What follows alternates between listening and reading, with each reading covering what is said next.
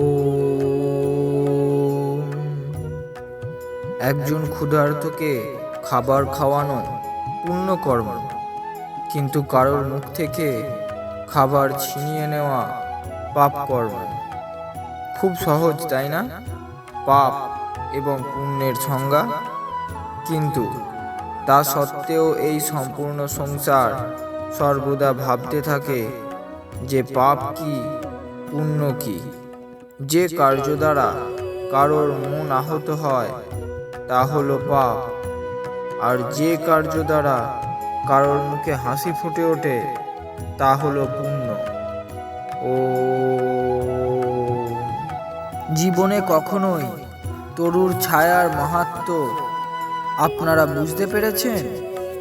বৃক্ষ কখনো আপনাকে তীব্র রোদের হাত থেকে বাঁচায়, আবার কখনো বৃষ্টির প্রবাহ থেকে। কখনো আপনাকে মিষ্টি ফল প্রদান করে, আবার কখনো জীবনদায়ী ঔষধ। সে না আপনার খারাপ সময়ে বদলে যায়, আর না আপনার ভালো সময়ে। সে সর্বদা আপনাকে সকল পরিস্থিতিতে আগলে রাখে, সকল পরিস্থিতিতে আপনার সাহায্যকারী হয়ে ওঠে।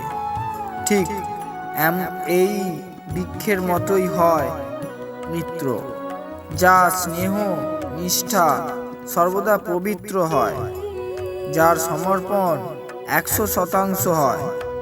সেই জন্য আপনার প্রকৃত মিত্রের গুরুত্ব বুঝুন, তাকে সর্বদা নিজের কাছে রাখুন, নিজের সঙ্গে রাখুন, আর নিজেও কারোর প্রকৃত মিত্র হয়ে উঠুন। ও